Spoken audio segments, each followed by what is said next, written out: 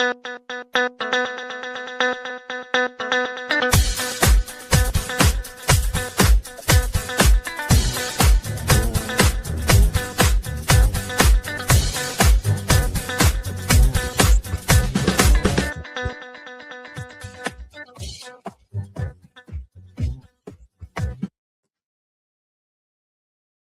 is up, everybody? It's Dr. Vibe here on Reverb, host and producer of the award-winning Dr. Vibe Show, the home of Epic Conversations, and I'm the host of Epic Conversations, 2018 Innovation Award winner, 2020 Best Podcast News Award winner given out by the Canadian Ethnic Media Association. I also co-host and co-produce the only online show in the world for dads, fathers, and male caregivers that's sponsored by Dove Men Plus Care. And being part of that movement, we have now crossed the 500,000 dads, fathers, and male caregivers reached since 2021. So as always, I like to say you're blessed, highly favored, a magnet for miracles, and a solution for someone's problem.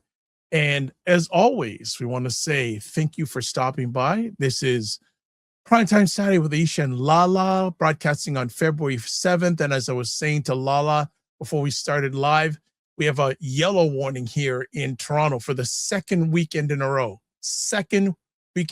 And right now, as we're broadcasting a little bit after 5 p.m. Eastern time, it's minus, and the sun's out, minus 15 degrees Celsius, which is about 2 degrees Fahrenheit.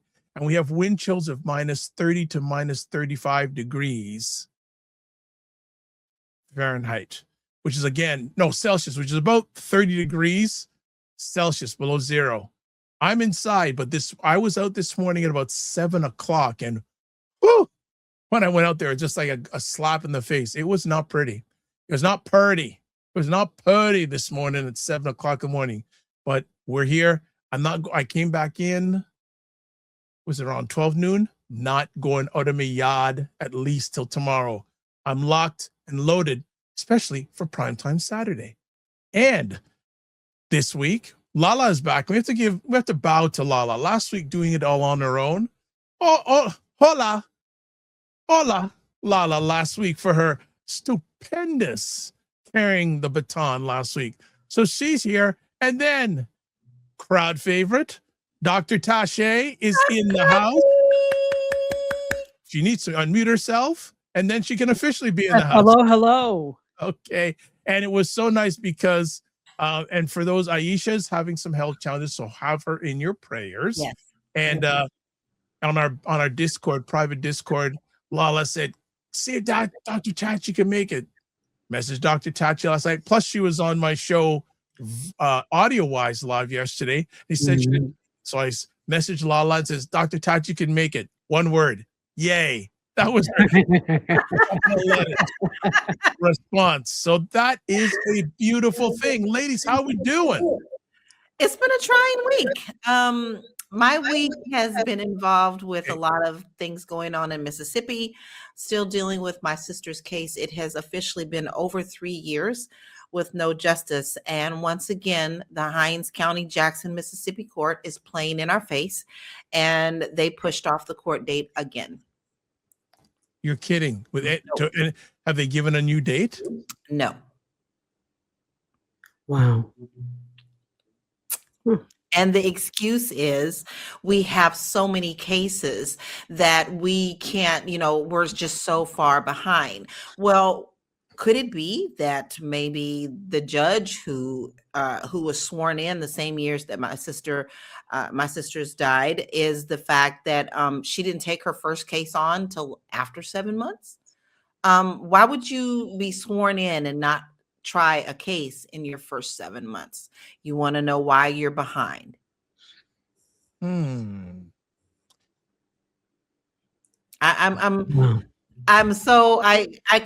try to keep the public updated on what's going on because I feel that, I am not the only my family's not the only family who's going through this. Injustice is injustice. So I definitely try to keep people up to date. I do live streams about what's going on. I share what I know. I've done everything as an American citizen, as we're told to do, to contact your congressmen, your senators, your mayors, your everything, and your AGs and all that stuff. And guess what? It doesn't matter. When you have corruption No. from the absolute very top and you have a felon running our country, how do you think that you're going to get any kind of justice on the lower level? I don't know. So the fact that I'm trying to deal with that, it's hard to deal with. It's hard to swallow, but yet you still pick up the sword and you still fight. Yeah, and I know this. So we had a chat after last week's show of an idea that LaLa wants to bring to the digital streets, and we won't give any of it away. I'm just saying, LaLa, I hope this is still something you want to do, because I'm all in to help you with it. Very much so. And it would be, I think it's really important. Maybe here's the title: America Injustice. Maybe there's a title there: America Injustice. Very much so. So that's crazy. Dr. Tachi, what's been going on in your world? Just everything as usual. I am trying to be.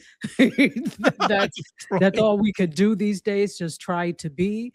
I am, as you know, I'm like recovering, so I'm like slowly getting back into the gist of things, which is why I was able to come on yesterday. And for the first time since December, I actually drove and went somewhere. So wow, yeah, I haven't driven.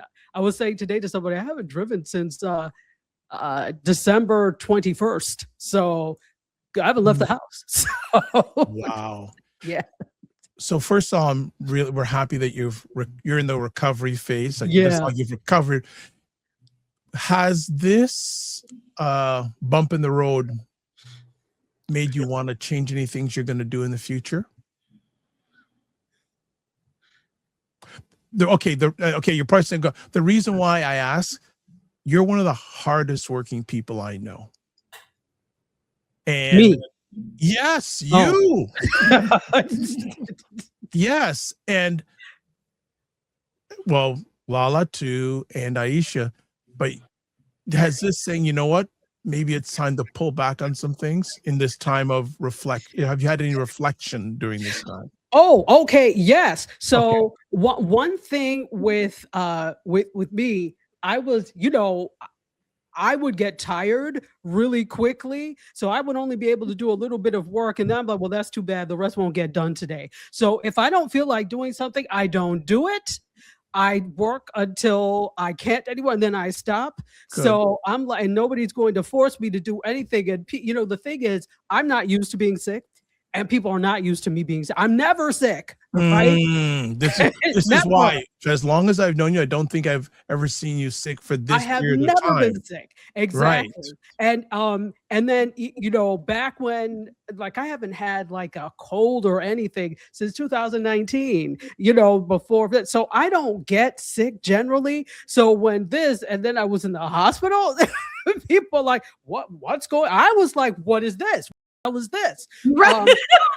Also, I don't partake in the hospital arts. I don't get sick. What is hospital arts. I don't partake in such. We don't speak of such things. Hospital arts. Yes, that's what I call it, the hospital arts. We don't do that. So when it was something like that, it was like, and don't fret. I feel like a lot better. But it was a call to, I can't keep running on empty, and not that would have prevented whatever, but it certainly didn't help my case when I went to fight in front of the Supreme Court. It didn't help. So yeah, that's why I was asking if this has put you on any sort of reflection time. Yeah, absolutely, absolutely. If I don't feel like doing it, I'm not doing it. But I actually have family members who work in the health industry, and they shared some things with me this weekend because they were checking on me as well, because I saw pretty much all of January I was very sick. Yesterday was actually the first time I was able to record for church service the other day, because I'm part of the worship service. And so I was able to at least sing finally, but they have told me, and many of them, it says, what you're not hearing because of this administration and because of and whoever he's put into to play, is we need to be wearing our masks again. These things that we are experiencing now are the aftermath of COVID. And because of COVID, and we all got vaccines and all that stuff, you tend to know that these viruses that are going around get stronger. They find a different way to attack you. So the fact that we're not being told this, but the healthcare industry knows about it, a lot of nurses and doctors are trying to speak out and tell you that we really, truly need to be back into a mask situation. It's interesting because on this side of the world in Toronto, basically they said the flu vaccine they gave this year isn't preventing this year's virus. So what's the use of having the flu shot if it's not combating this year's virus? Suffice it to say, it probably never. It's a prophylactic, and I'm not trying to say that because I'm not not that type of doctor. I'm not a healthcare professional. So, but so many of these things, like I see so many people that would get the flu vaccine and they still, got sick. It doesn't mean that with all these shots, it doesn't mean you won't get sick. It just cuts down on the likeliness of illness. So that's not you 100% will not get sick. So, yeah. All right. So give me a win that you've had recently, each one of you. LaLa, what's a win you had? I'm actually creating a lunch and learn class, and I'm starting a whole series on that. I actually gave a free tip on how to create some pretty unique graphics in Canva, and that is a free little tip I did on my personal page. But I am finishing up the course to help people learn how to create AI characters and to animate them and have them move and do what you want to do. So I'm very proud of that, and I've come a long way with that, and it's really enjoyable for me. It's a nice outlet. Well, keep us updated when the course is ready to launch, because if I'm available, I want to attend it, because as I said, I've spent lots of hours testing different things. Get to a certain point, it's like a roadblock. So I'd like to be in on that class. Dr. Tachi, what's a win you've had lately? Same thing.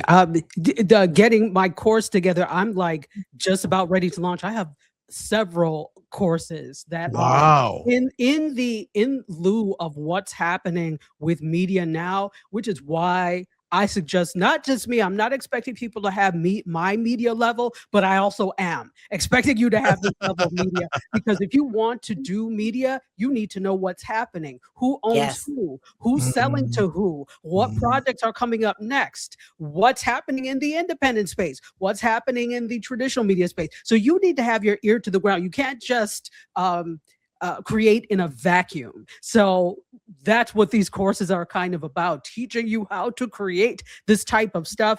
And I'm excited because I have something for the creators on IndieSoup as well. In terms of one thing, that this is not the end all and be all getting recognized and awards and things, but it is nice to be recognized. So I'm giving something to IndieSoup creators that's along those lines in terms of how to do that. Yeah. I love it. That's right up my alley, Dr. Tachi. Yeah, absolutely. Well, good, because you're getting it too since you're on IndieSoup. So okay. Glad you like it. All right. So we've got wins. So what I'm going to do is, for those who may or may not know, it's Black History Month, or others call it African Liberation Month. I like that. I'm going to take all of us off screen. I'm going to play a short little video about someone probably people have not heard about before. So hold on a second. Imagine braving the Arctic's frozen wilderness, not as a famous name, but as the unsung hero behind the journey.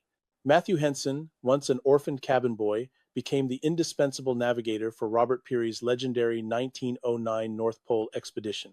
Fluent in Inuit language and a master of survival, Henson built sledges, trained teams, and led the way across treacherous ice. While Peary claimed the headlines, it was Henson's skill and courage that made reaching the pole possible. Despite facing prejudice and being overlooked for decades, Henson's legacy now shines as a true pioneer. Wow. I love it. Love Matthew Henson. There you go. There you go. So for those who haven't heard about him, you've heard about him now. You've heard about him. And a little bit more background. So Matthew Alexander Henson, born August 8th, 1866, and died March 9th, 1955, was an African-American explorer who was accompanied by Robert Peary on 7 voyages to the Arctic over a period of nearly 23 years. They spent a total of 18 years on expeditions together. He is best known for his participation in the 1908 to 1909 expedition that claimed to have reached the geographic North Pole on April 6, 1909. To promote a lecture tour, Henson later said he was the first of their party to reach the North Pole, but there's no evidence of this. And I just thought about, no wonder I did a North Pole thing today because it's so cold outside. I just thought about that. It's a little cold out there. How appropriate. So there's your Black History moment on the morning. No, I got the wrong show. Primetime Saturday. My brain is frozen. Primetime Saturday with Aisha and LaLa. Wow. Yes. Wow, we got frozen brain today. All right, let me get into some stuff. So, Girlfriends Chat with Aisha, LaLa, Jill Jones at Patreon. That's on Patreon. There's Substack. We're waiting for the YouTube address and the YouTube launch, but you can go catch them out. Old content there. There is the link for the Primetime Saturday Show store. Always join the Discord group. Email me at dr.vibe at the drvibeshow.com or hit that Discord link. Subscribe to the Dr. Vibe Show and hit the notification button. And like the Dr. Vibe Show on Facebook, LinkedIn, Instagram, TikTok, Blue Sky, and Substack. And to advertise your business product or service on the platforms I'm a part of, email me dr.vibe at the drvibeshow.com. And now it's Dr. Tachi's turn. IndieSoup TV. Sorry. Oh, you want me to do it? Yes. Oh, okay. So, IndieSoup Media is an independent network for independent content creators. We are on YouTube and Twitch and also Facebook, but YouTube is our main channel. Please subscribe. If you're not subscribed, I don't understand why, because we have such great content and independent media is the way to go now. I, for one, do not necessarily trust legacy corporate media anymore. And so definitely shows like this, networks like mine with the many shows is definitely where you should be watching for your information and entertainment. So check us out at indiesoupmedia.tv and also IndieSoup Media on all the platforms I mentioned. Well done, Dr. Tachi. I didn't have to add anything else except the 28,000 subscribers. Oh, yeah. Okay. That too. Which puts her YouTube channel in the top 4 when it comes to subscriber count on YouTube. You know what? Actually, you know what? I want to do this. I just want to do this because of that great accomplishment. We've got to do this.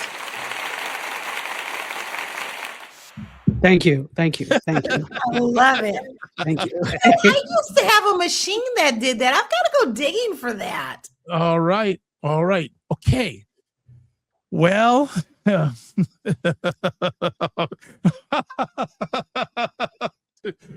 I'm just going to do this. I'm going to take us off screen and then I'm going to play something. And then I may get up and leave. I don't know. So I'm going to take us off screen for a second. A shocking AI-generated video appeared on Truth Social, showing Barack and Michelle Obama as apes, with Trump as a lion and The Lion Sleeps Tonight playing. The post was deleted after bipartisan outrage, with even Republican Senator Tim Scott calling it the most racist thing he'd seen from this White House. The White House downplayed the incident as a meme gone wrong, blaming a staffer and claiming Trump never saw the offensive ending. But Trump refused to apologize, insisting he made no mistake and only watched the beginning.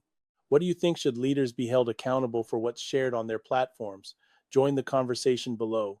Ladies. Actually, you know what?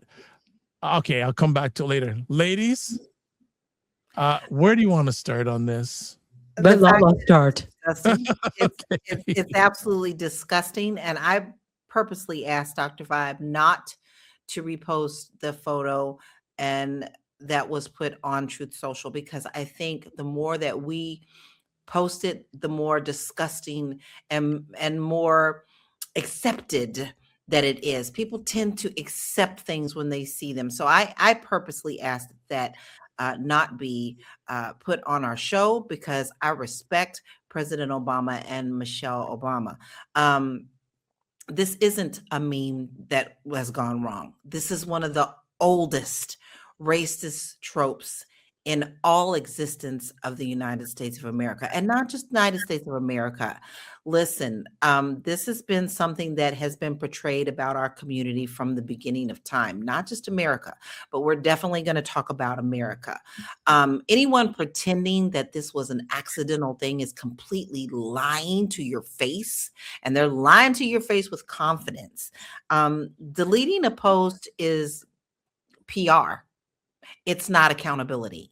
And we all know that Orange has no accountability for anything that he ever does because people allow him to get away with everything that he has done. That's what still boggles my mind. At what point are people going to say this is enough? Now, an apology would require that him saying that he has admitting to some kind of harm. We all know that he's never, ever in his whole life, and will never, until that man is out of this realm, admit that he's ever been wrong. And refusing to apologize says the harm was accepted. He accepted this, and it was an intentional. And at first, he literally said that it was, someone on his staff that did this, and then he turned around and said, "No, it was me." So silence is not neutral. Even if he didn't say anything, it is showing a stance. And if you don't stand up against this racism, you are just as guilty of what he has done. Now let's look at a little bit of the history. Get a life, you libtards. We helped build this country. Do you understand that? White Americans have done nothing to build this country except steal, maim, lie, and claim it was all them that did something. So I don't have time for that. And I'm ready for you trolls today, because let me tell you the history about this type of thing. This imagery is actually violent and not figurative. So comparing Black people to animals has been used to justify enslavement, lynching, exclusion, systematic abuse. We're supposed to be so different that even our bodies are different, so that people would take us and look at it, and still did it according to the Epstein file, still doing it today, seeing why we are so fabulous and they are not. So this context doesn't just disappear because the internet has now filters and hashtags, okay? If you know anything about history, you know that the intent is obvious and done on purpose. And if you don't know about the history, you shouldn't be speaking on it. How you don't know about it, I don't know. But President Barack Obama and Michelle Obama were the targets. And if you notice, because I'm going to tie in something interesting that not very many people are talking about right now. If you've noticed that he put Michelle Obama in the forefront. Why? Well, let's see. His hoe of a wife didn't do so well at the movies. Matter of fact, people had to pay to go see her garbage. However, Michelle Obama, in all of her beautiful Black excellence, not only excelled, and all of us stood behind her and made her Netflix thing so big that it broke new records. This man cannot stand anything that the Obamas do, and he wishes he could be a thimble as good as those people are. Man even talks about how he can't get in heaven. No, you're not going to get in heaven. You know that. All of a sudden, you're contemplating your morality. You have no morals. The fact that this is still happening in 2026 is disgusting. It's not acceptable. And those who don't speak out about it, you are just as guilty, and you have no right to call yourself an American citizen. You are no patriot, and there is nothing good about you. So if you agree with this, go ahead and agree with this. We see exactly where you are. May you burn in the that you created. This is disgusting. Being Black doesn't make you immune. No, but even when you got people like Tim Scott, who came out and said that this is the most racist thing that the White House has done, but still yet you still Black MAGA? We got problems, America. We got problems. Funny how racism is always not that serious when it's not aimed at people who are excusing it, period. And that's what I got to say about that. All that came from him being jealous that his wife, who's also an immigrant and had anchor babies, didn't get the attention that she need. How disgusting you are. Done. I was wondering, you're going to go for your whatever glass of whatever you're having. All right, before I let Dr. Tachi come in, I got to catch up on some comments because we had some at the beginning. Jen Myers, what is up? Hello, Jen Myers, fan number 1 of the show. Good to see you. Yeah. Joan Balcom says good evening. Good Hello, evening, Soror. Jen said, yes, the virus I've had all week is the absolute worst. Another person says the flu mutates, so shots create specific antibodies for each flu virus. Someone else says, if there's no apology, there should be an impeachment. It'll never go through. And someone says, I'm effing floored. Another person here, if we're going to talk about 47 and accountability, let's start in other areas because, yes, that video is disgusting, but it's not even the worst of his actions. Of course not. But there's nothing about him that is good. So, okay, I'm going to hold there. There's 1 or 2 questions, but I just want to stop it there. Dr. Tachi, come on in. Hold on. Let me get something to drink first. Oh my. Oh my. This is the best you can do. Next. Oh my. This is all you can come up with, P-Brain. This is it. Oh, we're so hurt. How old is this trope now? And this is the best you could do. A poor AI generated facsimile of lie. Lie upon lie. So let me tell you what Black people are like. We're like, oh yeah, okay. Because you know who is more outraged? It is people that are allied. It is Republicans, surprisingly, but not for the right reason, because they know something like this has basically, and there were a lot of people that this has lost them the next election. Although, like somebody else said, and it wasn't the other 50 million actions that he took, because this is reprehensible, but it's an old trope and we've seen it. I think the thing that is interesting is that it's coming from someone that's an occupant of the White House that toward somebody who was a president. That as before, there used to be a line and there used to be morality. And well, that's what happens when you have someone with no scruples or morals and somebody intent on making Hades their permanent address. So I don't know what else to say or what to tell you, but the reason we're here and the reason we got to this point was because everything else that was done was made acceptable in their sight. He has been, listen, forget about the presidency. Let's go back to when he was in New York. Amen. Native. And the reprehensible things that both he and his family participated in. People just kind of, oh, well, that's just him. And that's why we got to this point now. People keep underestimating the fact that the messages will get through to people and they don't take it seriously. There is Kool-Aid for everybody who wants to drink it. And there are an awful lot of people, even though there are more of us on the side of right than there are of them, there are enough people who want to drink the Kool-Aid and will fight to drink that Kool-Aid.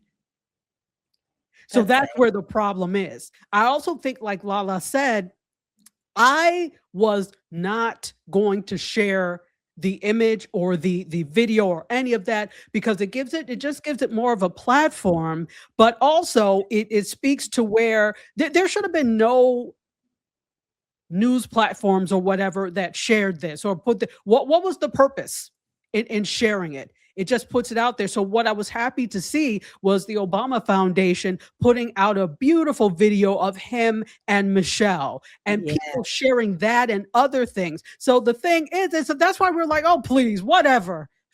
Because what we do, just like we did with Malaria's video, Malaria's home video, because that was that whatever that home video was on a Fisher Price camera. What we did is we countered by watching Becoming, and so that's what has happened.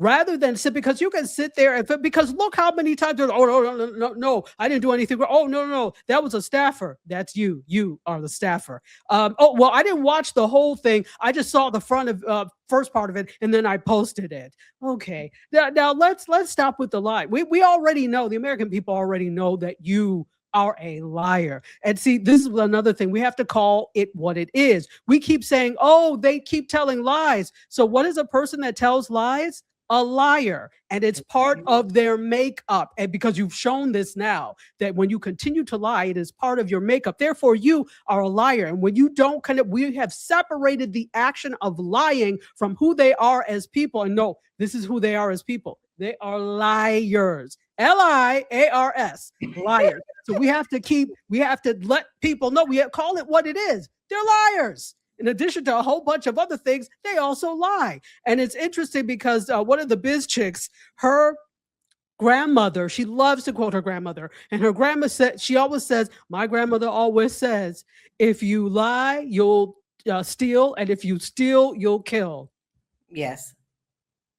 Yes. So we've seen that. So my final thing with this is nothing new. This has been a trope that has been thrown at people of the Most High, at God's people for the longest time. God's children, because that's exactly who we are. We are kings and queens. We are doctors, lawyers, engineers. We are mothers, sisters, brothers, fathers. We are everything. And I will say that. And that is not to discount anybody else's contributions, but we have contributed a lot. We are the blueprint when it comes to so many things. So you think that you posting this 5 and dime meme is going to lessen our greatness? No, it only shows how jealous you are that you could never amount to what so many people in this country amount to. And that's what you again, it was the jealousy over Michelle Obama's documentary, which by the way came out in 2020. And it is rare for a documentary to be watched again, because generally people come out and they watch it when it drops, when it's released. And then you may see, in fact, I think there was a 13,000% increase of people watching Michelle Obama's documentary Becoming from the week before. It was 47.5 on this past weekend, 47.5 million views on Netflix. Juxtaposed against, I think it was like 300 something thousand people who had watched it the week before. Mm-hmm. So it goes to show that we stand behind our forever first lady, our forever president. We stand behind them. But not only do we stand behind them, it shows that we can pull together for our cause. And I think that was even the more scary thing for them. The fact that people will, whatever, we'll show you, we're watching Becoming. The fact that we realize something is wrong and we will pull together from every walk of life to make it. And it's a small act, but it's an act. So I think this shows that we can pull together, but it also shows that every action counts, that it doesn't have to be you going out into the street and marching. It can also be things like this. It can be economic. So I think the scary part is not just is the ego of how dare you beat us, but it's also the fact that these people have the power to come together and do something great. Okay. All right. if you're not familiar with the internet, when you talk about subjects like this, there's various types of people that come into our comment section. So Yes. yes, I'm select. There's a few of the comments I will share with our good friends here. I want them to focus on what they're saying, and I'm handling the chat board. So there is a question. Well, I'm going to put this up. I'm not going to say all of it. It is also blank that there's been no outrage over his racism until this video by his own party, because they're all racist. Next Yes. Yes. Someone asked here, are you also outraged when liberals call 47 an orange orangutan? Or Not at all. the outrage Nope. almost collective? Not at all. Well, excuse me, I call him orange. So there you go. If you're gonna quote, say it right. Not I'm at just all. saying. Not at all. And in fact, there's something that I saw the other day, and I said, "Ooh, I'm going to start to use this." He called the followers of this person Trumpanzees. I said, I like that. Oh, no, I didn't hear like that. I didn't hear that. Oh, that I gives said, me oh. joy. That gives me joy. It does. It does. And the thing is, what happens is people expect, usually it's people on the side of right that are trying to do the right thing, that they always expect to stay silent, always expect to do the right thing and turn the other cheek and we shall overcome and not do anything. But the moment at some point, people have had enough. So the moment you fight back and do things, it's would you say the same thing? Sure would. Sure would. That's the difference between us and them. It doesn't matter who you are. If you are wrong, you are wrong. Now, listen, I grew up in a household where my mother always told me, I will always love you. But baby girl, if you go do something wrong, I'm not going to stand by and protect you for something that you need to be called accountable for. I will still love you. I will still stand beside you. But you got to serve, or you got to do your penance for what you have done. That's the difference of us and others. And most of these people who are making the comments, sweetie, don't you understand? We already know who you are, because we know we are a different breed. We are the chosen ones. Anything that you can accept of any evil, to fix your mouth to say, you must remember the old adage. My mother taught me this too. A hit dog will always holler. So if you really think that anything that you have said to me or called me out on is really affecting my sleep, no, baby, I will always stand on the side of right. And you're just as bad as your leader. But then again, you do love that orange Kool-Aid. So go ahead and drink it, because we all know what happened to those who drank the Kool-Aid on the island. Go ahead and do us a favor. And this is the thing that gets me too, that so many people have tried to, there have been a lot of excuses made for people that are his supporters. I mean, and I can understand and hear it, but I'm not excusing it. And so there have been a lot of excuses for there are a lot of people that are scared of the browning of America. There are so many people that are losing jobs and they're lashing out at whatever. Okay, and so nobody else has problems. This is the thing. So there's always been a deference to all these individuals who are in support, and they're like, oh, okay, they just had a bad day. If somebody's yelling like, oh, I'm gonna call, immigration on you or whatever, and this person just had a bad day. I didn't have a bad day. Why is your bad day more important than mine? And that's what the framing of the conversation has been, that the supporters over there are more important than everybody else. And that's where we're like, no, you're absolutely not. So am I going to call you out by names? Absolutely, because we're tired of always, let's take the high road. You always expect us to take the Christian high road, but you want to take it straight to hell. We could take it to hell too now. There you go. They don't like that. They want us to be in our place. They want us back on the plantation so that we can say nothing, do nothing, and be back under their thumb. They don't like it when intelligent people outthink them, because they are so limited in their thinking. And the first thing is, please tell me something that you've created. For real, for real. on like for real your level, because everything that you claim has been taken and stolen from others.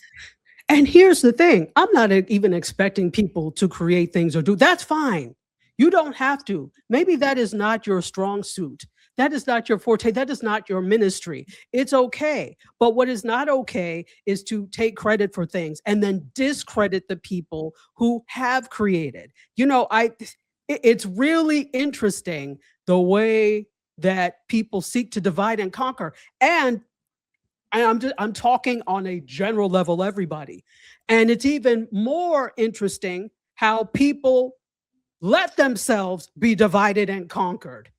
This is the thing. We have to start to use critical thinking skills, and we do not. I've never seen, and sorry to say, or am I sorry to say? No, I'm not sorry to say. Our critical thinking skills have been eroded. Not only do we not have civics in schools anymore, so nobody knows how the hell the government works because you're not learning it in school, but we also don't have emotional intelligence and we don't have critical thinking skills. So when it comes to thinking, and I'm saying this as a professor, where sometimes I'm like, girl, what? When they say things to me, what? Because you haven't had or been given the tools to think these things out. I know that there's a certain amount of privilege I have when it comes to these things because I have been taught critical thinking skills, because not only did I grow up in a Nigerian household where they're not going to tell you things. So Dr. Vibe, you can attest to this with Caribbean household. You know this, my mother's favorite thing was if I asked where to put something, put it on my head. That was her favorite thing to say. In terms of, which really means you need to figure out yourself where it goes. You see, you're a member of this household, look and see where it goes. But we're looking for other people to think for us. And that does not work in this day and age. So part of the thing is we need to get back to some critical thinking skills. If people are seeking to divide and conquer, are you going to allow yourself to be divided and conquered? And you're right. Yeah. And in terms of apologizing, I'm not expecting any types of apology. Nope. He doesn't apologize for anything. This is his MO. This has gone back to his days in New York. Nothing. They don't apologize for anything. So I'm not expecting you. Guess what? If you don't expect things, you will not be disappointed. And I shall not be disappointed. Not at all. I'm not disappointed at all. Do I have permission to interrupt? Because I need to catch up for some comments. And both of you, I think I want you to take a little bit of break and sip whatever liquid you've been drinking. So, okay. So, Seth says 13,000%. Another viewer says, at what point will people stop praising him as if he is God himself? That's my niece, Deja. That's how you pronounce her name, Deja. Another person says, hilarious. Now, this person says, Dems can't take a joke. Yeah, okay. Another person says here, ICE and 47 administrative basically are targeting anyone of color for deportation. The agenda is reducing the numbers of any black and brown people in America. And feel free if you want to interject at any time out when I'm reading this stuff. You know, and the thing is, you think you can deport your way out of the browning of America. Do you know how it's impossible? It is impossible. And that's why I'm sitting here laughing like, all right, go with God, because it's not going to happen. Okay. All right. Let's continue on with comments here.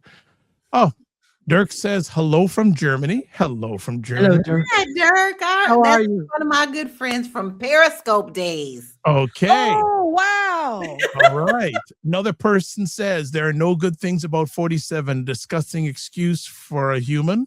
Yeah. I have to agree. Now, you mentioned that documentary movie. Someone's asking, what's Home wrong video. with the documentary video? Home video. Yeah, people who got paid for. And even if you look at the posters, guys, look, do you see how beautiful and warming Michelle Obama's documentary is? And you look at, I'm gonna try not to call her what she is, but if you look at it, it's so sterile and so blah. They have no creative, no color. How indicative is that of them? That was the perfect poster for her. You know, if I may, so shall. because I'm also a filmmaker, and so and I have not seen the documentary, so I am not going to talk about the aspects of the film. I did see the trailer though. Usually with trailers, they pick the best parts to show you, which makes you want to see it. If there are no best parts, it's difficult to make a trailer that's compelling. That's one thing. Number two, here's the thing. People like documentaries and movies about interesting places, people, things, subjects, historical figures. People connected with Becoming because Michelle Obama is personable. Yes. She showed it wasn't just about her even though it was about her becoming, it was about the ecosphere of what made her become. And so you got to see a lot of different things, her daughters, etc. This just doesn't seem to have the same flavor. And she's also not a likable person. People don't know her. She's not out there in the forefront making herself likable. She has. Baby, she don't even like her husband. Well, exactly. And I'm sure he doesn't like her either. So I'm just saying, so we're dealing with unlikable people, which does not make for a good documentary. Let's just say, forget about that. It's them. People want interesting subjects. And if you're going to have a documentary about a person or a subject, they ought to be likable, somebody that the audience can identify with, somebody that the audience is interested in the story there. I just don't see that here. So I won't even watch the trailer, so I bow down to you, Dr. Tachi. Again, because I report and I'm a journalist. I'm like, okay, let me at least watch the trailer. Because I know I'm not going to see this movie. I'm not giving a dime toward the cause, but I do want to see what the trailer is like. Now, again, a trailer is not the entire movie. However, you can often tell what the best parts of a film are by watching the trailer. I was not compelled, which led me to believe this is probably the way. If these are the best parts that you cut together, I shudder to see what the rest of the documentary looks like. But there were journalists who did go to see it. Okay, I'll leave it at that because I watched Becoming. Okay. There's so many comments, so let me get back. Okay, so Han says, haha, malaria. Did I say that out loud? Yes. I love it. Says, thanks for streaming. Another person here says, the 47s and the MAGAs are all garbage. Another person here says, though we have 3 more years left and a lot of damage could be done, let's drink to this being his last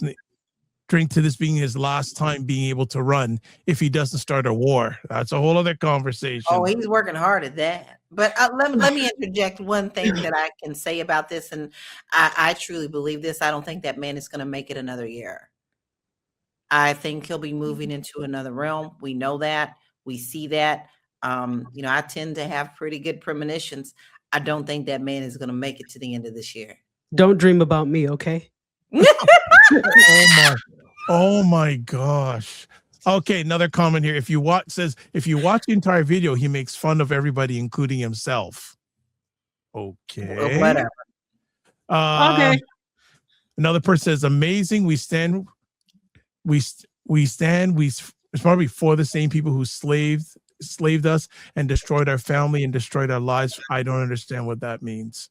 I have no idea where that's coming from. Sorry. Please, if you're going to make a comment, please. Another person says, keep MAGA away from kids in the Constitution. Another person you says, got that right. Agreed. Another person, Obamas are pure class, and LaLa's favorite word is white trash. I think that may be the new. Okay. Jealousy is just this. There's a lot there, but the envy the envy is really, it's one thing to be envious and to say, you know what, I wish that was me, but let me work on that being me. It's another thing to know, to be envious and know that that could never be you, and that is problematic for him. Yes. Another Yes. comment here. All the racists thought it was a funny video. Everyone else thought it was disgusting. Another comment here.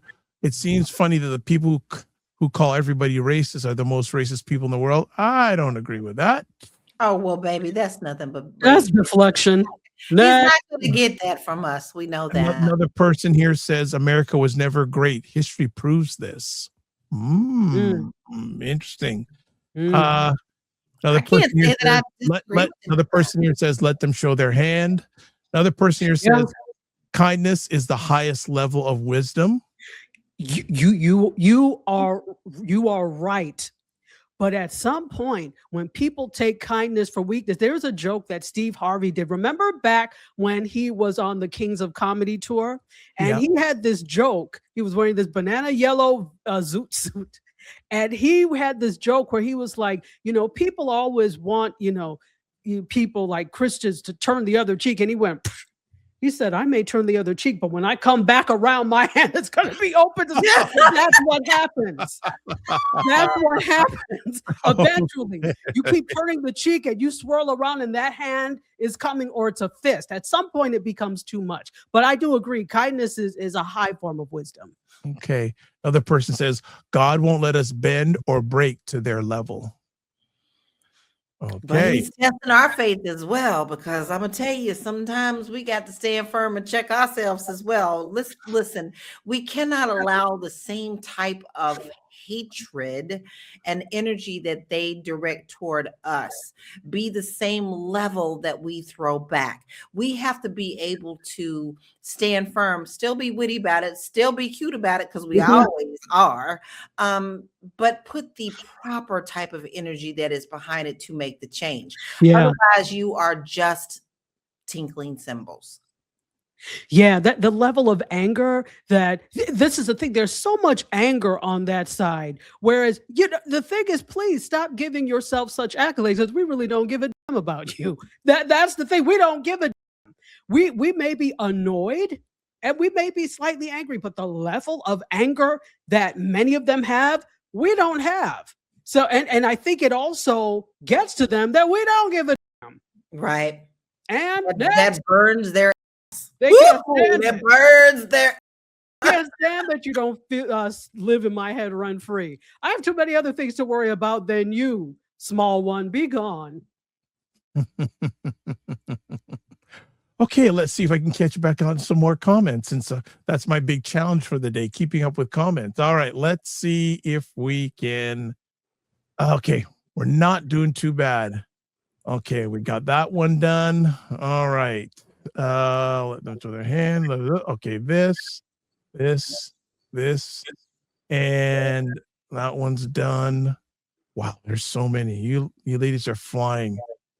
Oh, Jesus here one. too. Gwendolyn. 47 is a convicted felon trying to avoid prison and distracting from 38,000 mentions of his name in the Epstein file.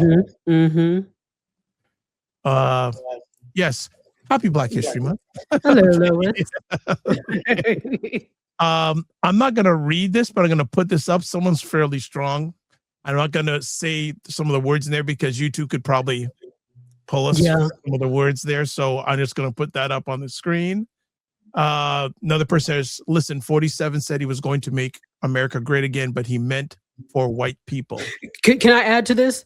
Not even just non-melanated people, rich non-melanated. There you go.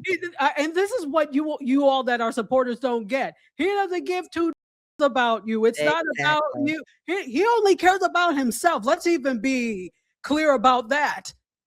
Because all those other tech bros and tech millionaires are scrambling, scrambling behind him because they're trying to make sure they stay in his good graces. So he really only cares about himself, but secondarily, he only cares about rich, non-melanated people. So please don't get it twisted. This has not made your lives better, I guarantee. Okay. let me come back to this.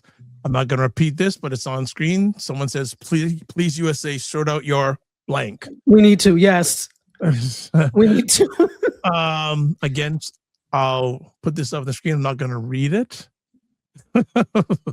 So there you go. That was interesting. Okay. Han says, the only interesting thing about, man, I'm not going to say the word because you ladies are on it today. I'll say it, malaria. Okay, is the information the blank can provide about the files. She's like watching paint dry.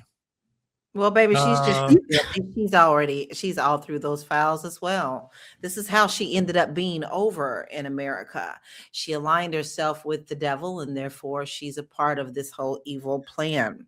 Let's understand something about the Epstein files. I need to interject this right here because all of this is completely based upon trying to be a deflection of what's going on. And they've even come out and he said he will not be prosecuting. They will not be moving forward. Well, of course, it's going to be hard to prosecute yourself. Let's understand the fact that, unfortunately, many of us knew that this was going to be atrocious. The things that we found out, we knew were going to be bad. What I think we underestimated about these Epstein files is just how deep these roots go. These roots are based in the depths of hell. They have no regard for life. They have no regard for anyone other than power and greed and money. And you see, when you put yourself in those type of situations, that's who you surround yourself with. Let's be very honest about what Epstein and Ghislaine were. They were master manipulators. The things that you guys are forgetting about is you might see Obama's name in the Epstein file. You might see Clinton's name in the Epstein file, but that doesn't mean much of anything. Do you understand what Epstein did? He was a smart man in the fact that he made sure that he put his money exactly where he wanted it for the power that he needed in order to turn around and be able to put people in precarious situations. Yes. He even donated to the Obama presidential election. Okay. This man is so on a different level that y'all cannot comprehend just how deep this evil is. It runs through not just America, but it runs in through an underworld, worldwide evil plan that is now showing and manifesting for people to not even believe in. So you need to open your eyes because, baby, this is bigger than you can even imagine. And you're not ready for what these files completely explain and show. You need to be real serious about it. You want to see the Jeff Epstein files. You need to be very serious about what you're opening on your computer and calling yourself being sleuths behind your keyboards. Because once you open those corruption files, those nastiness of what they've done, you now have become an accomplice and open the door for them to come and grab you as well. This is deeper than you know, and we are not even scratching the surface of how evil this man was. You know, it's absolutely despicable because even though I'm not surprised, nothing really surprises me at all. Not even this type of thing, but for it to be so wide and deep is the interesting thing. Because it's like I will not, I'm relying actually on people who are journalists who are going through these files to actually report on these things, because I don't want to get caught up in the things. Because again, if you doubt, for example, there was purpose in them, not redacting some of the victims and some of the pictures, purposeful. Because if you downloaded it, for example, to your computer, you can then have been said to have child pornography on your machine, which is illegal. So there are all sorts of tricks that are being used, and everyone just has to be careful. As LaLa said, this is very deep and despicable and troubling. And here's the thing: most sane people agree, regardless of party affiliation. Most sane people agree that this is something despicable. So anybody trying to make excuses for that, that shows me the level of demonic, what did I call it yesterday? Demonica. Okay, that you have. That is my new word. That shows me your level of demonica. So it's yeah, absolutely. Okay. Let's continue on. Well, look who's in the house. J.R. Houston Jack from IndieSoup Media is in the house. Good to have you here. She also says, WT foolishness. I didn't watch the video and will not give that ignorance any space. Okay. There she goes. Also, she says the envy is real, but it's clear he's highly concerned about the midterms. Otherwise, they wouldn't be scrambling to try and explain and have taken it down. Oh, but the damage has been done, but that's always been his MO. That's one thing that he has never been afraid to do, is to throw something out there and let everybody else take the hit. A lot of people say he puts things out to the extreme and sees how much he can get away with it, then he'll pull back. And the problem is we allow him to. Yeah. Because it's never enough. Okay. Yes. Another person says, God said 47 will die and that the powers that be, and the so-called stars will fall both black and white. I don't know what that means, but another person says the Obamas have more class and dignity in between their toes than the entire pedo 47 family tree put together. Oh my goodness. J.R. Houston Jack says, I'm annoyed, but not distracted or bothered. That's right. Another person says, I'm an old white Republican and I thought the Obama post was disgusting and wrong. Another person saying here, it's pure jealousy. Mm-hmm. Another person say, distraction to put the Epstein fire, that is proving 47 was more involved in the relationship with Epstein than he wants us to believe. Truth is not 47's friend. Another one here. I'm melanin deficient, and it definitely ain't great for me either. Ha ha ha. The rich only. I mean, this is what I don't get. I'm like, and this is no disrespect to anybody who does live in a trailer, but I'm like, you live in a trailer. Has over the past, and let's go back to 2016. Has it gotten better for you? Still live in the trailer?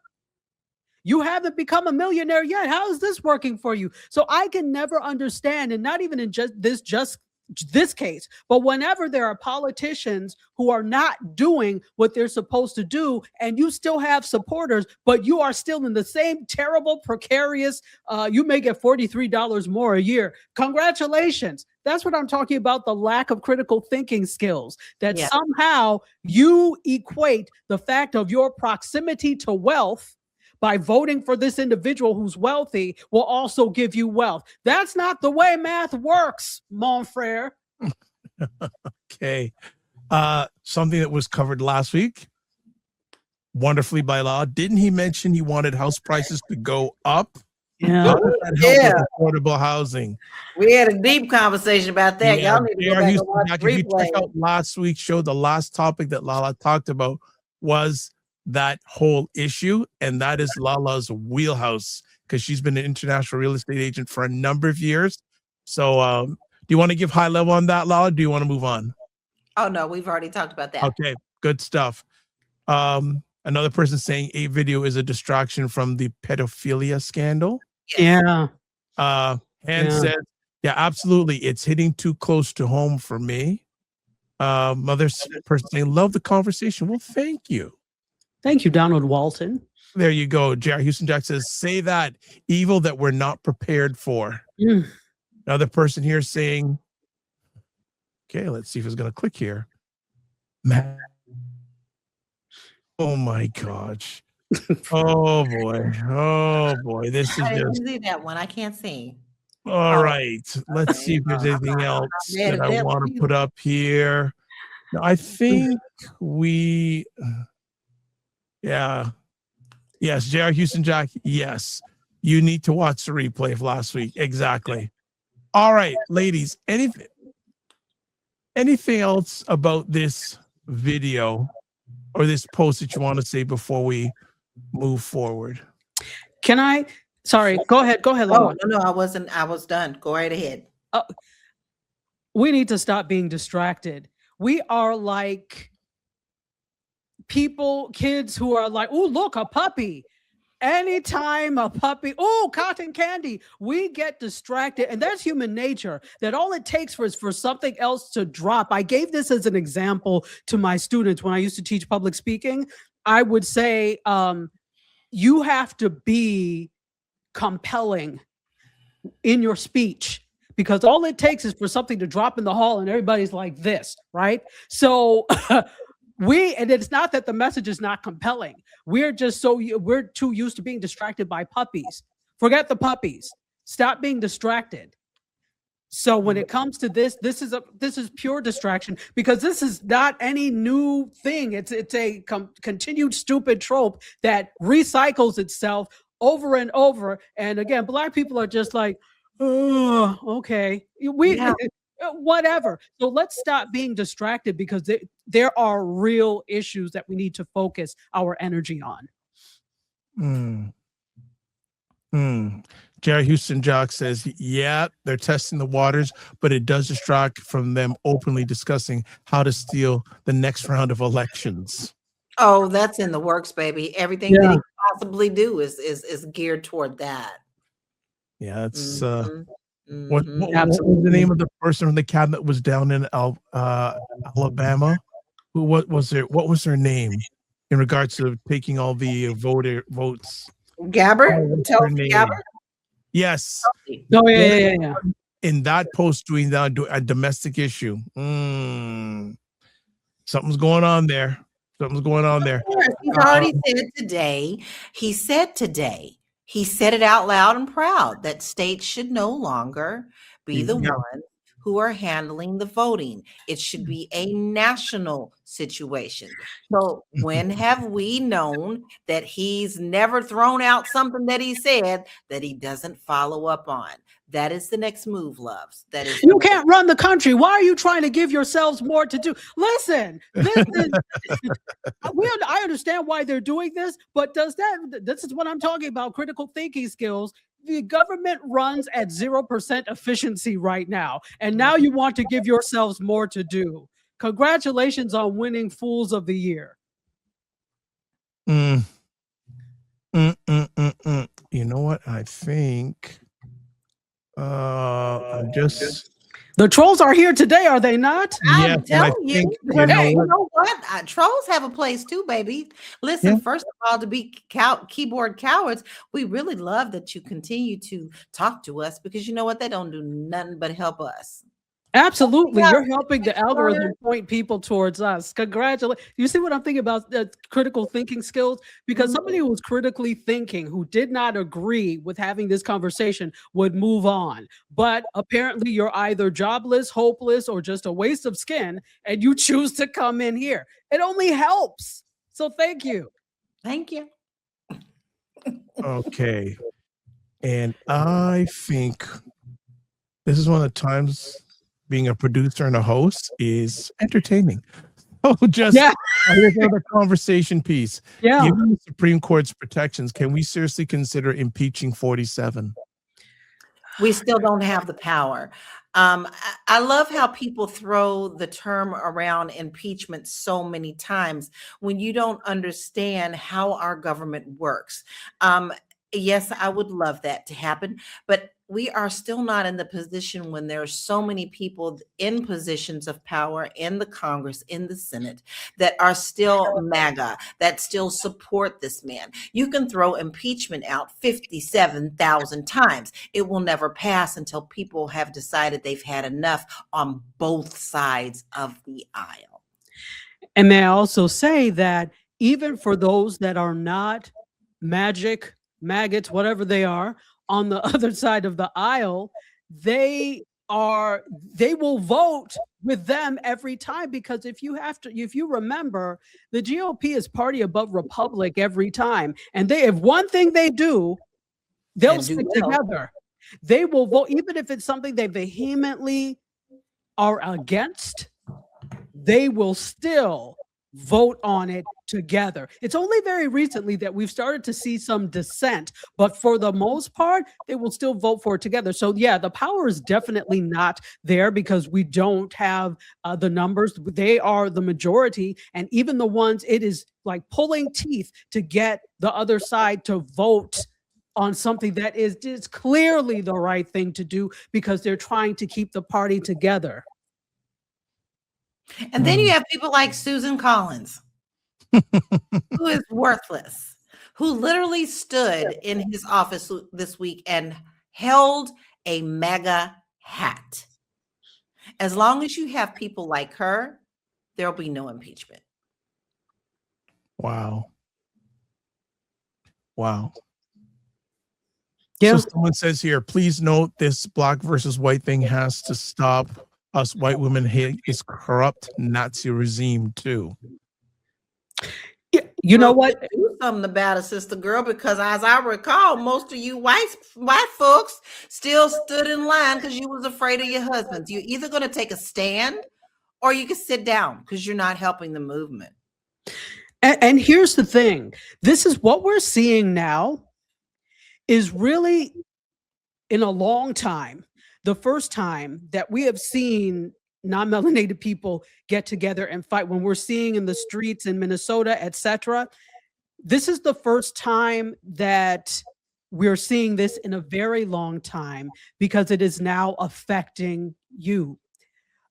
This has been happening to different groups. Let's talk about Black people. If we're talking about Black people, we've been saying, look, this is the case. And at some point, especially those of us that were in the 92% that voted for this not to happen, we're tired.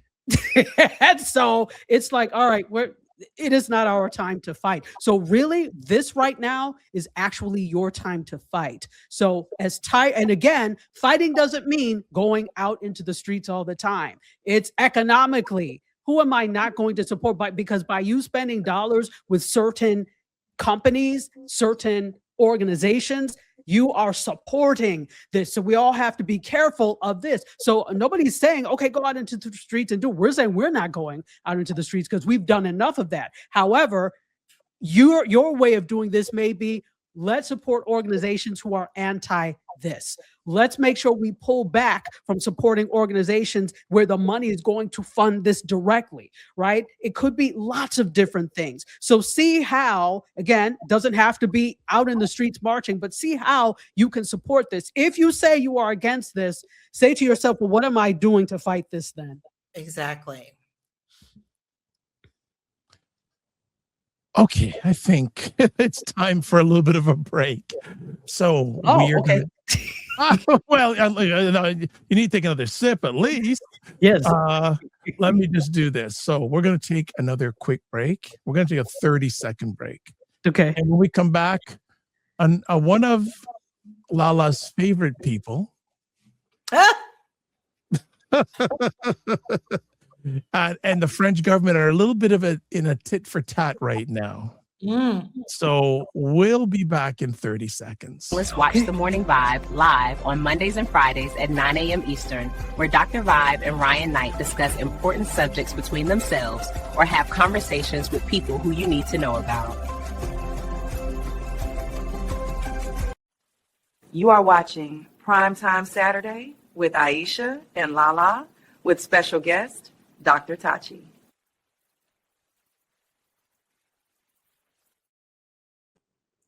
I want to be you when I grow up. You have a lot of friends. Good stuff. Well, He didn't even take my class. Come on, Dr. Vibe. No, I was introduced to them by, LaLa. Her posse. She just strolled in my door. So there you go. All right. And LaLa, I didn't know about this story. So tell us about Elon and the French government. And I also can add the Spanish government to that now as well, because they have also come out to speak against what Musk has been doing with election interference. What people don't hear in the news, because things get by the mainstream media in America, they throttle things that they don't want you to hear. But in worldwide news, there are many people that are now going after Musk, and he is under investigation by the authorities of France and Spain because of his role of election interference. And part of that is tied into the platform, which is X, formerly known as Twitter. And they feel that he's running it as a personal opinion machine, and it's causing global consequences of what he posts, what he pushes, what is pushing lies, pushing an agenda. He purposely, according to these two governments, says he's reduced content moderation during the election cycles. He included reinstatements of accounts tied to coordinated disinformation campaigns. He makes sure that the algorithmic amplification of false and misleading political narratives are pushed forwards. And he actually has a huge refusal to cooperate with oversight bodies. He runs this as his personal agenda thing. And it's not just the American elections that have been stolen for that. And yes, LaLa said stolen for that. He has a huge hand in these elections because of his power and how he has been able to keep his hand in the pot. Now, Europe's stance is a little bit different from the US for a reason. Europe actually treats large platforms like X as an infrastructure and not hobbies. So if you influence elections, you actually inherit the responsibility of what you have done. And billionaire ownership doesn't override the democratic safeguards that are put into place on national levels, not just the United States. Now, here's how Musk kind of frames things on his platform. He frames censorship very easily, like anything that he doesn't like, he makes sure that it doesn't get pushed out or doesn't get seen at all. He is the one who puts out government lies, especially about things like the South Africans, the white South Africans, making them look like they are much better than what they are, and brings, oh, they need to be brought over to America, those type of things. He chooses one side and he creates chaos from that side. And therefore, the other parties or the other platforms or the other people speaking out are the ones who have to clean up and do the hard work of putting out the truth. When they do, they also do not get the attention or the equal time that he puts out against the rhetoric that he does. Mm-hmm. Now, the real issue of this is one individual, Musk. He is controlling a global communication pipeline. Mm-hmm. Decisions are basically made on his emotional and public and impulsive feelings. We saw that even when he was under Trump. And when Trump and him were falling out and the bro fight was happening, what did he do? Well, Trump is in the Epstein files. You too, MF. You too. So you want to shoot yourself in the foot to bring someone else down. But that is the power that he has with these platforms. So free speech of what he claims is free speech does not mean that he is free from consequences. And when he is running a global platform, then he has to be held accountable for what he does. Democracy is not a beta test. And whereas America's over here playing games, Europe does not play and take this very seriously. And so they're going to be playing on a different ball game and a different platform on how they're going to take into account his responsibility for what he has done. And if one has come out and now two has come out, I can guarantee you there will be more countries that come out against him.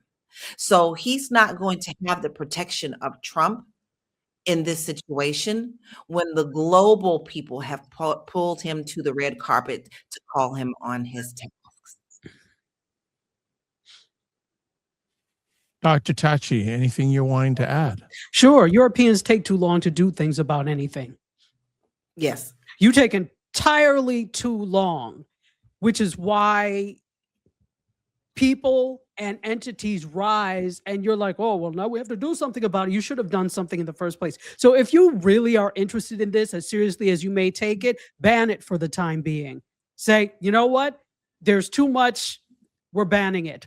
We'll do a thorough investigation. We will look at this and consider all things. You're even invited to come and talk about this, but nobody's using this in this country for, I don't get it. So Europe then after first of all, you already know I have this love-hate relationship with Europe because you all have never atoned for what you've done to countries of the global South. So that's a whole other thing. So I'm like, if you sink to the bottom of the sea, I probably would not be, I probably would not be very sad. But if you're going to do this, then come at it with some vigor. Ban it, or at least heavily restrict it. That's all I have to say. Otherwise, and to that, Dr. Tachi, I will say that there is, I can't remember right now, please forgive me on this one. I think it is Italy, but I'm not sure. They have announced that they will be creating their own platforms run by the EU on the EU rules to combat X, and X will be throttled. And you know, but here's the thing. Well, that's very good. Good for you, Italy. But it's the same thing with like what's happening here. Nobody does anything until it comes for your community. Yeah. You saw what this degenerate was doing here with it. You thought that it couldn't happen to you, and so nobody does anything. Nobody is preemptive. They all are reactive. Exactly. And it's always been a case of once the cat has been let out the bag, that cat ain't going back in there. I mean, it's too late.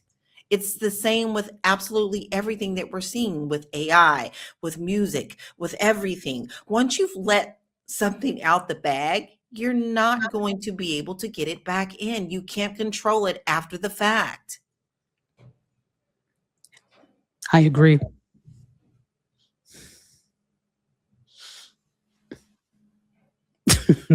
Dr. Vibe. Oh boy. The more I know, the less I understand when it comes to the world these days. But LaLa, isn't Europe seen to be a little bit viewed as a little bit more ahead when it comes to digital limitations? They try to be, but honestly, I really don't. I think they really do try to be. Okay. They have limitations. And I don't know, many years ago, now it seems like, time goes so fast. Lord Jesus, seems like last year, there was this huge thing that if you had a website, you had to make sure that if your website dealt on a global manner, you had to go back and make sure you were in compliance. And this is all levels of websites and things like that were in compliance with the EU standards of digital and online material. Wasn't that under GDPR? Yes, GDPR. Okay. And they try to be, but like I said, once again, it's already out of the bag. You cannot put it back in. But at what point do we? And this is the conundrum that we deal with.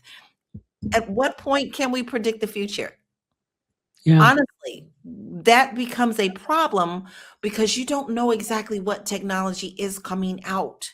So how can you police something that hasn't quite been created yet?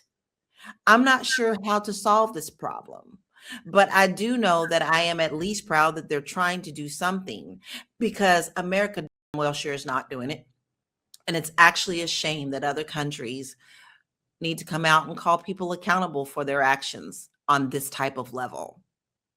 I think the thing with the US is that it's too money driven. And so all of the things like the net neutrality or the resistance to net neutrality, because we allow companies and industries, I should say, to lobby Congress, this is part of the problem, because all of these telecom companies, et cetera, will get up there and lobby against these things. And then we just have a free for all.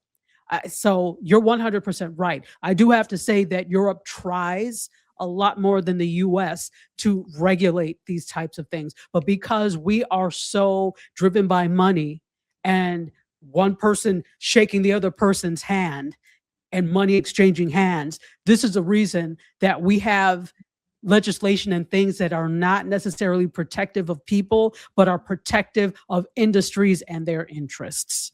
Mm-hmm. Agree. It's going to be interesting to follow this. It really and truly is, because Europe is also still going through the same thing that America is. And the people don't really realize that there are many countries who are taking, like they have done all through history, the worst of America, and also now incorporating that into their government as well. I'm going to give you a perfect example because, Portugal is my thing. There is a political party in Portugal called Xinga, and their whole platform is based pretty much on the same level of MAGA. And when you see the posters, matter of fact, there's going to be a vote this weekend, and the fact that Xinga got so close that they're neck and neck with the Socialist Party that is running on the platform. They are so close. I don't think that they'll win. A lot of people are like, but then we said that about Trump. You never know. But they're taking the same gameplay that America is doing and incorporating that into their own country. They are against immigrants. They call them all sorts of things that, the same thing that MAGA does. And it is very disheartening to see. Now, I can personally speak about Portugal because I spend so much time there. So it's very interesting to see this in another country and think to yourself, well, hell, did I just leave America? I mean, I'm seeing the same thing. And that's in many other countries as well. You have to understand that this is bigger than America. And you also have to remember that the Nazi Party came to America and thought that racism was just so vile that was the worst that they could come back and bring back to the war. So they studied what America has done to Black people and put it into play with World War II. America is not innocent in this. They never have been. They never will be. As a matter of fact, they've been the play game all along. And you are still seeing that today. And the fact that people love to call me stupid, sweetie, I don't think you've ever picked up a book, and you probably don't even have a 5th grade education, because you got to know that history doesn't lie and history is repeating itself. Okay. All right. I think we'll move on to our final conversation topic. Sure. All right. And this one will be definitely up Dr. Tachi's alley. So always always got to talk about media when Dr. Tachi's on, because, her foundational show is called Media Scope. So we got to make sure. The Washington Post just laid off over 300 journalists, about a third of its newsroom, shutting down entire departments like sports, books, and international bureaus. Leadership calls it a strategic reset after years of financial losses and plummeting web traffic, aiming to focus on high-impact national news. But the move has sparked grief and outrage from veteran journalists and staff who warn it could erode the paper's legacy and the quality of news coverage. These cuts aren't just about one newsroom, they reflect a crisis facing journalism everywhere. Now, more than ever, it's vital to stay informed with reliable news sources. Dr. Tachi, because media is your jam, Yeah. we want you to kick it off on this conversation topic. So 100% to what the video was saying. So for those of you that are not familiar, the Washington Post actually just let go of 1/3 of their staff. They completely cut the sports department, and not that sports was the strong suit of Washington Post anyway. When you live, and I lived in DC for like 9 years. So not only was national news local news for us, but it also, the heavy emphasis on news was politics, because it is the seat of government. So that is huge. When you let go of that much of your staff, it does a few things. Number one, it changes how the news is reported. 2, it changes what is reported. And 3, it changes who is reporting this. Now, all of this is a move. Obviously, let's remember who owns the Washington Post. Bezos. Ah, woo! Okay. This is a move to placate, basically, because if you change and get rid of the news or get rid of newsmakers, there's nobody to make the news. So this is really an attack on journalism, and it's an attack from inside.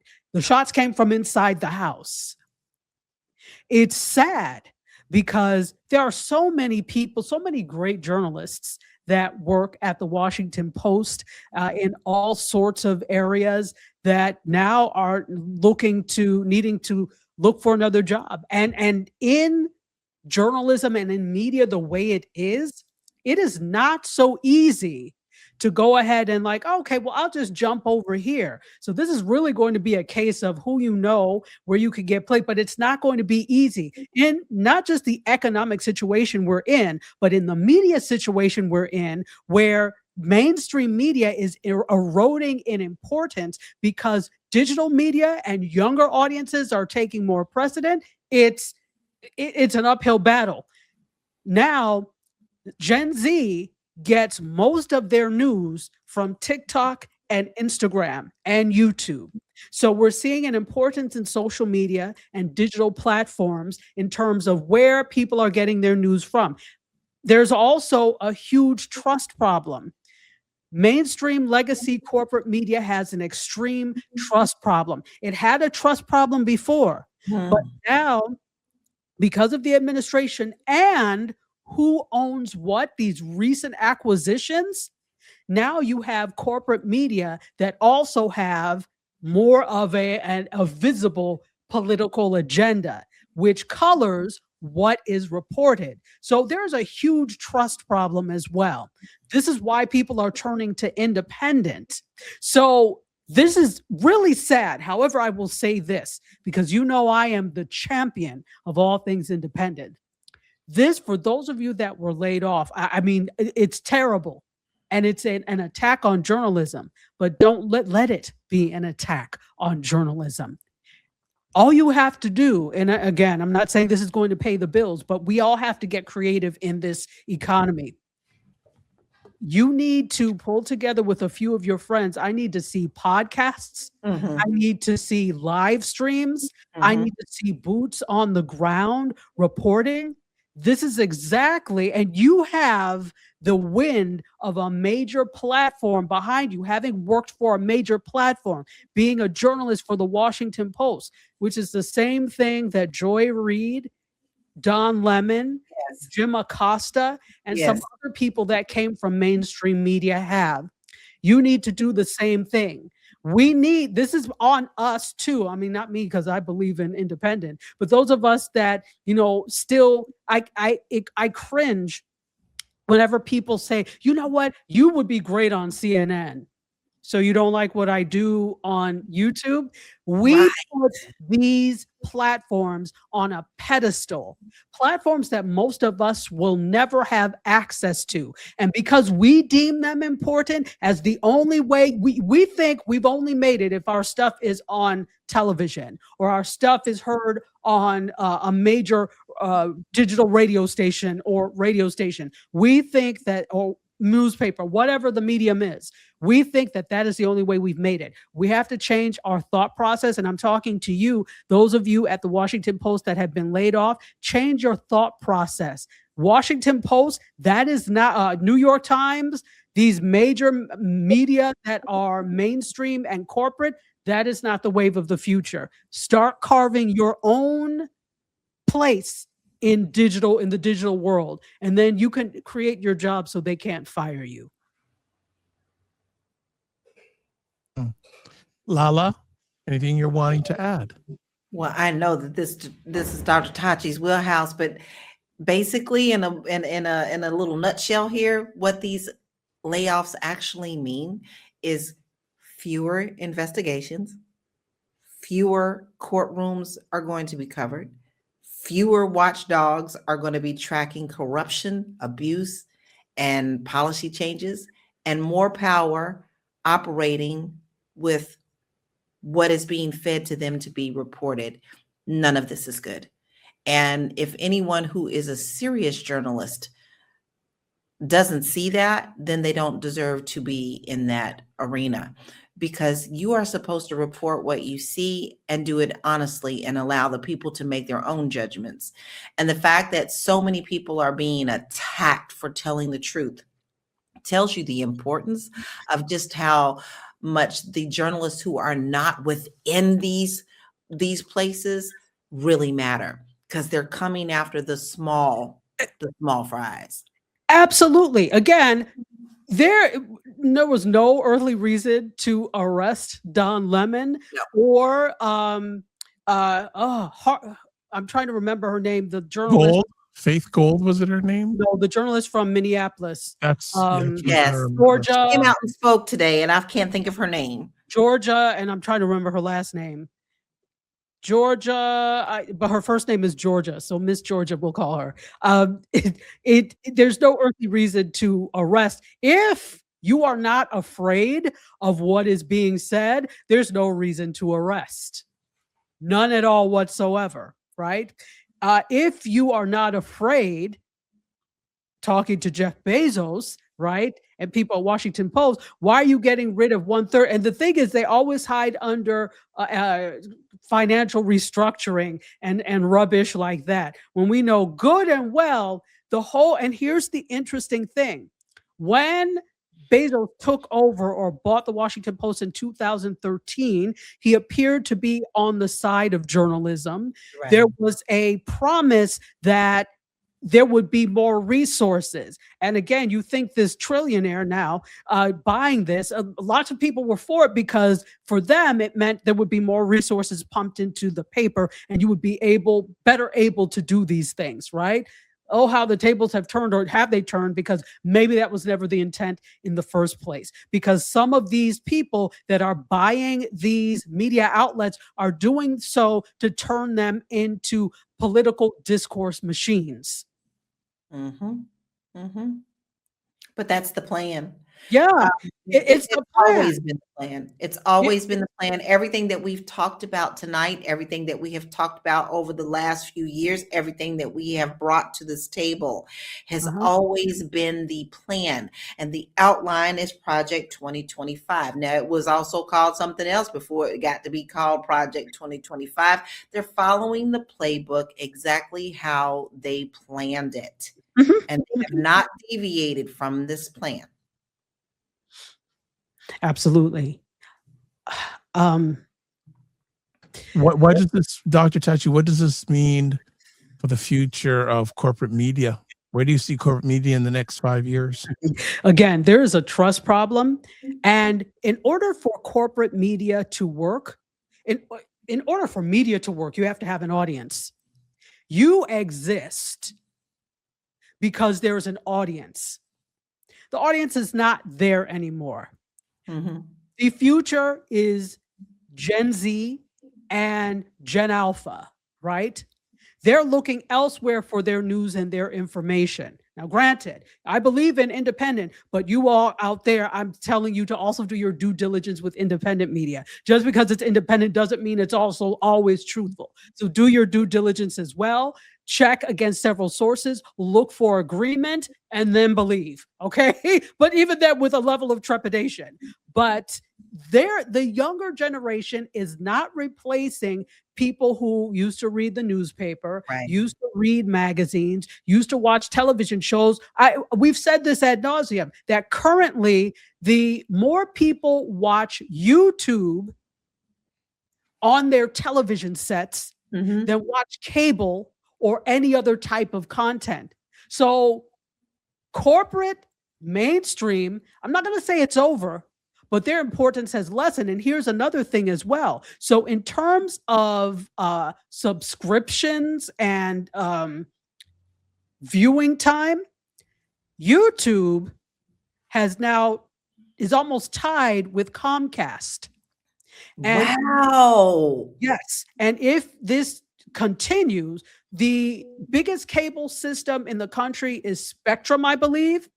If this continues, they are on track to surpass Spectrum. So they're probably going to surpass Comcast. And if they continue this, YouTube is going to surpass Spectrum. So, which is great because we're all YouTubers, but this also opens up something else. What then does YouTube start to do? Yeah. It also opens up other questions. And these are things that we should start thinking about.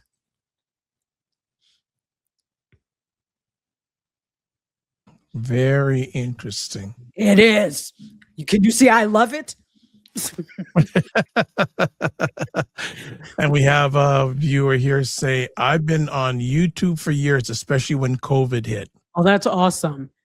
But you know, that's really interesting in the fact that we talk about the younger generation, but I can attest to the fact that my mother-in-law, 89 years old, she goes to YouTube first. She doesn't trust the news anymore. What really upset her was the No King's Day, when she was waiting to hear the stories about the No King's Day. And she said, all I got was, today was No King's Day. Yeah, it happened. Okay, next story. And she was like, wait, what? Like, no. So it is definitely not just the younger generation, even the older generation who used to depend on those newsletters, those papers and things of that nature, are also seeing that they are being fed garbage and an agenda as well. 100%. It is also the older generation that now, because of this, can no longer, this goes to the trust problem. So they can no longer trust corporate media, and they're looking for alternatives. And in walks places like YouTube, in walks people that are doing things on social media and that are trustworthy, and you can actually get news and things from there. So yeah, this is the wave of the future. We all, not even the future, the now. It's here already. The now and the future. And so we need to get on board with.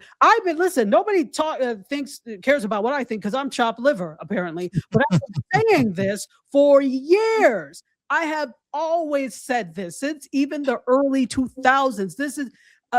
This is what I do. This is what I studied. So my ears to the ground all the time. And you have to be a futurist. You have to see what is coming down the pipe. You really do. Mm-hmm. And what I will ask are any quick predictions you have for 2026. What's one prediction you see for 2026, Dr. Tachi?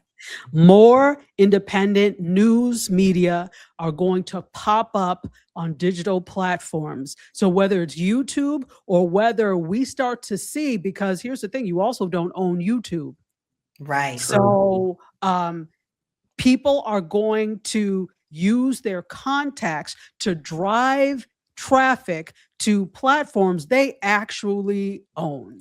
So whether it means that they are using mighty networks or school, or even you building something on servers themselves via off of their website, we're going to see a lot more of that. So definitely on places like YouTube, but we'll see a lot more of that in other places as well. So that's a prediction that I've been saying.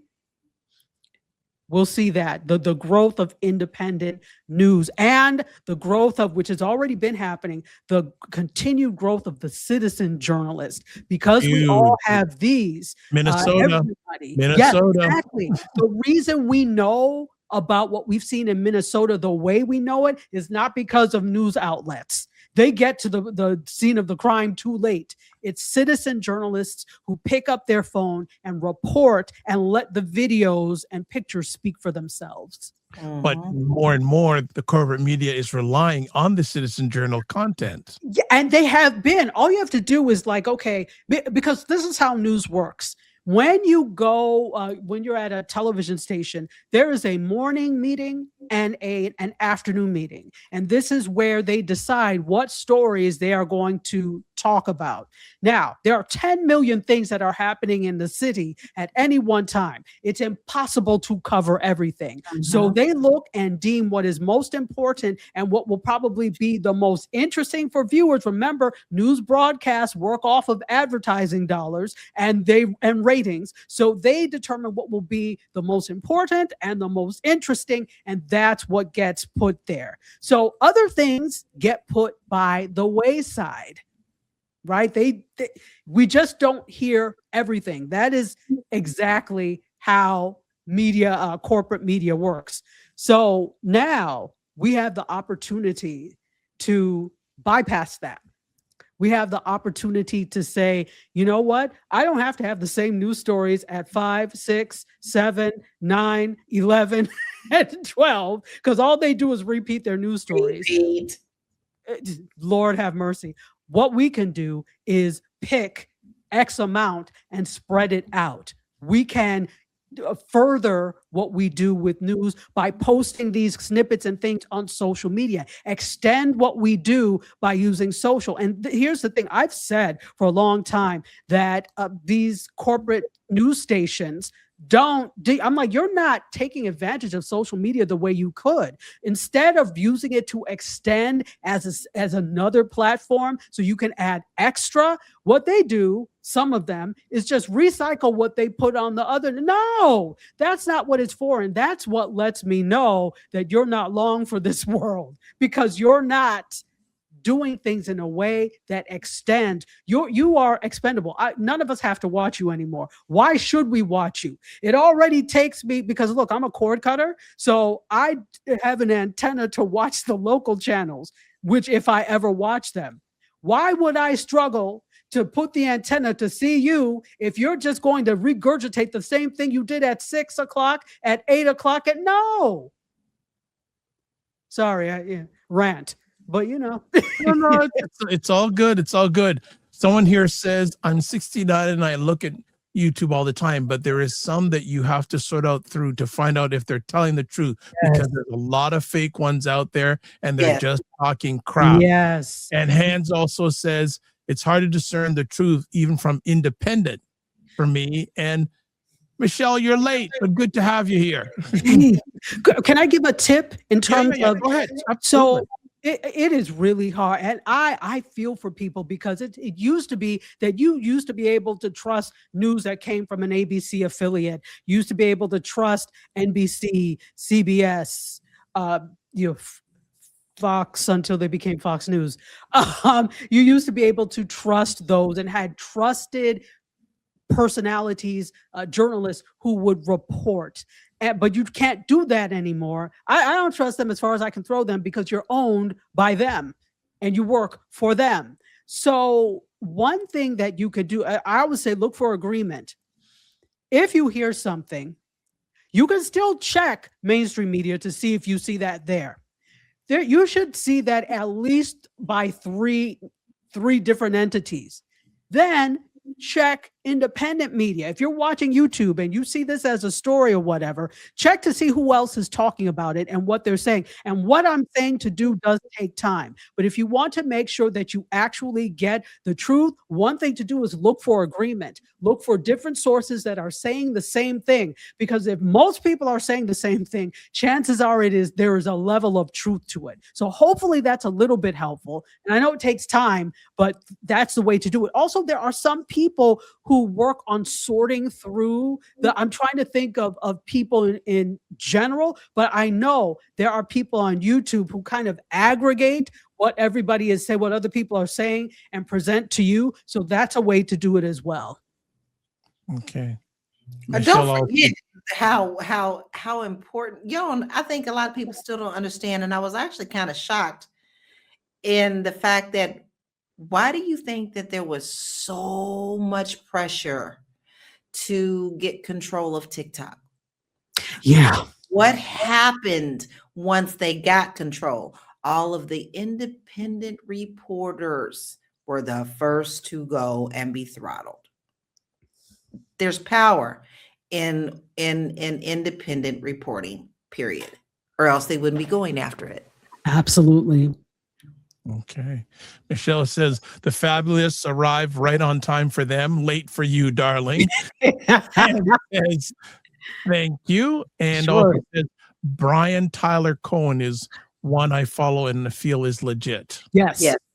And Aaron, I love Aaron. Aaron, yes, he's great. He's with Midas Touch. Yes. Midas Touch is another place, definitely. Well, Mother Jones. Well, here's interesting though. You see, there's someone not on Midas Touch anymore. Who's left? Oh, and what was, oh, he was with the 47 administration. Oh, I forget. Oh, I read this the other day. And now he's Well, a now I critic. gotta go figure that out because What's the guy? Oh, it's gonna bug me now. What was, oh, he was his lawyer.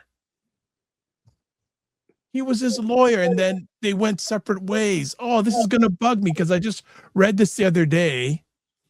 Oh my God. Oh my gosh. He left Midas Touch. Yes, he was on my, no, they kicked him out. He got fired. Michael Cohen. oh, Michael Cohen, yeah. Michael Yeah. Cohen. Okay. J.R. Houston Jack. Yes, Mike. He got booted from Midas Touch. And This whole thing on is the so. nicest of circumstances. And this is the interesting thing. There's a lot of pressure all over the place because of what's happening. So journalism is definitely under the microscope now. And this is really, it's an attack on First Amendment rights. Everybody who is a constitutionalist, this is an attack on First Amendment rights. We have the right to know. Yes. And this is what journalists are doing. Yes. And so what makes you better than any other so-called regime if you attack the right to know, which is guaranteed us in the Constitution? Well, it's interesting. I'm just reading a quick story here. Progressive media company Midas Touch Network announced it was cutting ties with Michael Cohen. This is a few weeks ago, hours after he proclaimed prosecutors, quote, pressured him to mold his testimony to bolster a political witch hunt against President 47. Interesting. What's not interesting right now, Dr. Vibe? What's not interesting? Everything. That's true. Everything. That's true. That is true. Regina says Michael Cohen deserved to be tossed out. Okay. Good stuff. Ladies, I think that's a wrap. I think that's a wrap. That is fire.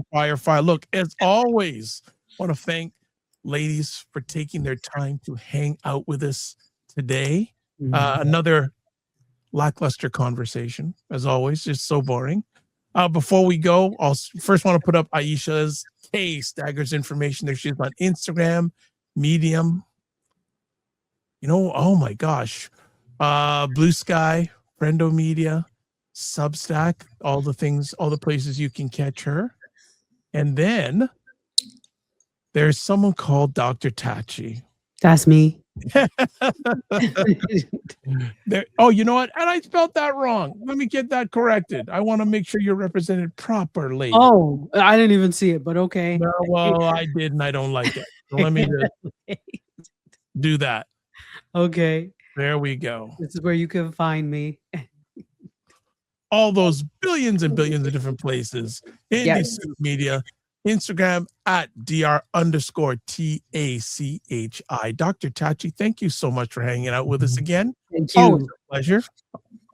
Thank you. And it's time for the key. Hello, It's Key. time for the key. Listen, I made it easy. You know what? That'd be another good name for a show. It's time for the key.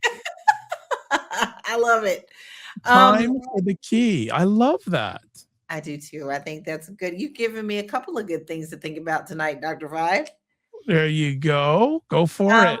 It's really easy to find me. You can find me on my internet webs of laurakey.net. Then you can get a lot of free things there to help you decide about home ownership, moving abroad, and other fun things. But one thing that I'm actually doing to help also keep myself sane and do a little bit of creativeness is also creating digital products. I have several digital products as well as t-shirts and sweatshirts on my Etsy store. So that is my Etsy store there.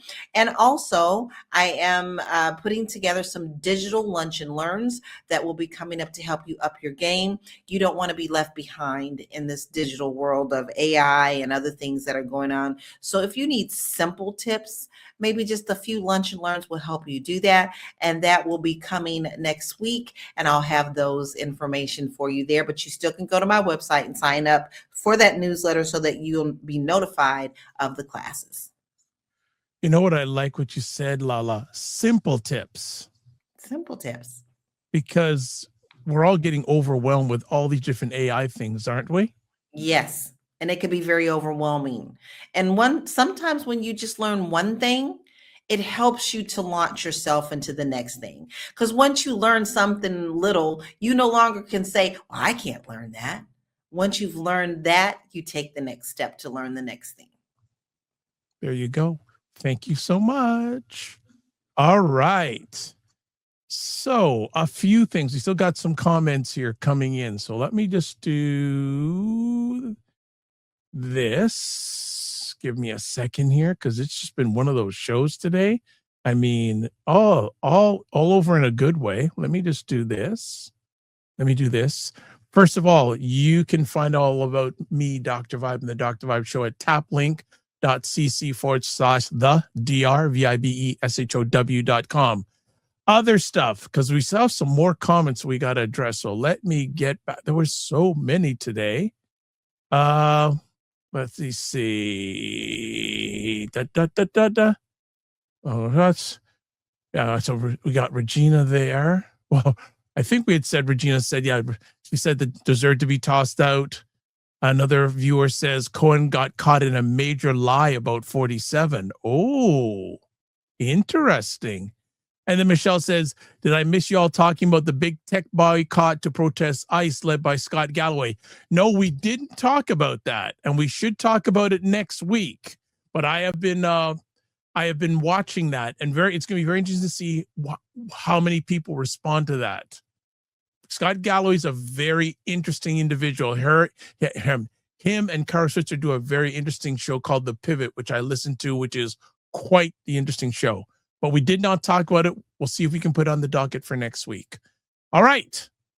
That's it. Wow. Ooh. I need a break. So this is what we're going to do. Live your life as a dream. If you can dream, you can make it. Sometimes you have to get small to get stronger. Block assumptions. Aim bigger, aim better, aim higher, aim wider. Love, faith, and respect.